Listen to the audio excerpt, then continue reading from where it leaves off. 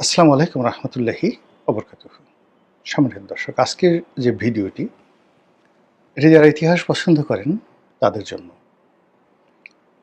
কি করে বাংলাদেশে মির্জাফর পয়দা হয়, কি করে এই দেশের মধ্যে বেঈমান মুনাফিক তৈরি হয় যারা এদেশের মা বোনকে কখনো পাকিস্তানিদের হাতে তুলে দেয়, কখনো এদেশের শিশুদেরকে তারা বন্দি করে হাত পা কেটে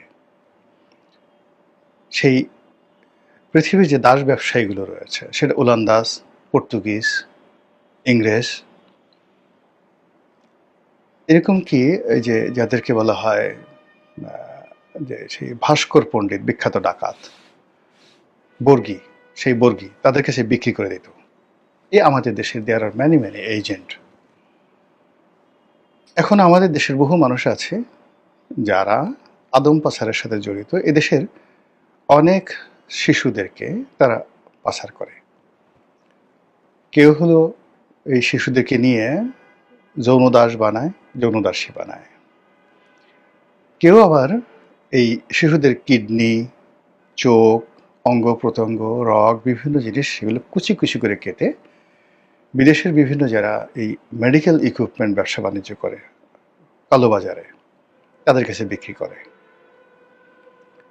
আমাদের এই ঢাকা শহরে তো অনেক যাকে বলা হয় নৃশংস গ্রুপ রয়েছে যারা এই বিভিন্ন জায়গা থেকে শিশুদেরকে অপহরণ করে তাদের অনেককে তারা খাসি বানিয়ে ফেলে, মানে হিজড়া বানিয়ে ফেলে, হাত পা ভেঙে অপারেশন করে। আপনি কি দেখবেন যে অনেক লোক একেবারে 4টা হাত পা নেই, হাতের গোড়া থেকে কাটা, দু হাতের গোড়া থেকে কাটা, 2 পায়ের গোড়া থেকে কাটা।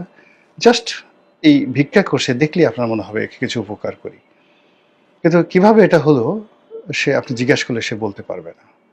ওকে ওইভাবেই তৈরি করা হয়েছে এবং এটার একটা বিরাট গ্যাং আছে এই শহরে, যারা এই ভিক্ষাবৃত্তিকে কেন্দ্র করে অপরাধ জগতের একটা বিরাট গ্রুপ তৈরি করে ফেলেছে। এই যে যারা আমাদের তৃতীয় লিঙ্গ আমরা যাদেরকে বলি, তাদেরকে কেন্দ্র করে একটা এই আমাদের মতো লোকদের একটা বিরাট গ্যাং রয়েছে। ভদ্রবেশী, হয়তো দেখবেন যে ধর্মকর্ম করে, কিন্তু তাদের কাজই হলো এরকম তৃতীয় লিঙ্গের লোক তৈরি করা, লালন করা, পালন করা, তাদের মাধ্যমে সন্ত্রাস তৈরি করে একটা অপরাধ জগৎ গড়ে তোলে। এই মানুষগুলো একেবারে সবাই আমাদের সমাজে বসবাস করা এক শ্রেণীর দুর্বৃত্ত।